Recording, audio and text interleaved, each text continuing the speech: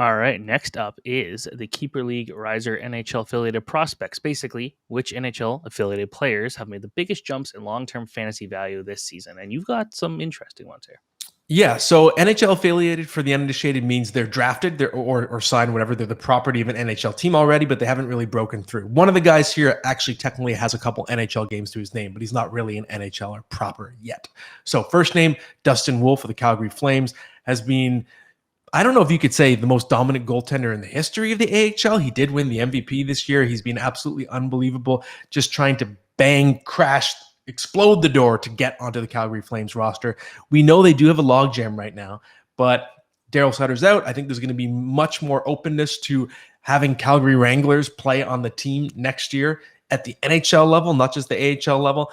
And I suspect the Flames will find a way to trade Dan Vladar. Dan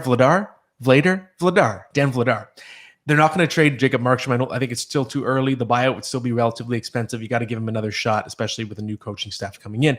But I think they can make room for Wolf by trading Vladar, and Wolf will get his shot. And you could see a Stuart Skinner situation where he comes in as the backup or 1B, and by the end of next season, he's actually the starter. So that's one for you, Stephen. Next one for you, Logan Stankoven and the Dallas Stars. The Stars are really amazing to me in the sense that a couple years ago, it looked like they were kind of done, right? The 2020 Cup final, they're an old team, and it seemed like it was their last gasp. But now they've completely reloaded, restocked that farm system, have some very exciting players coming up. Logan Stankoven, just a big-time scorer and junior. And I think, especially with the way we're seeing Tyler Seguin deployed on the wing in these playoffs, it opens up the idea that your number 2 and 3 centers could be Wyatt Johnston and Logan Stankoven as early as next season. So big upside there. Last one for you, Brant Clark, Los Angeles Kings. Went absolutely bananas with Barrie this year, 2 points a game almost. And I think the Kings will trade out a right shot defenseman, try and make room to get him in their lineup next year. And I think he could be a legitimate Calder Trophy candidate, maybe 40-point threat as a rookie next year. Yeah, so I had a bit more context as to some of these guys. So for Dustin Wolf, he has now won in the 2 leagues he's played in the WHL and AHL. He's won top goalie the last 4 years. And his first year in the WHL, he actually had the best stats. So for 5 years, he's dominated. So it's not like it's a small goalie.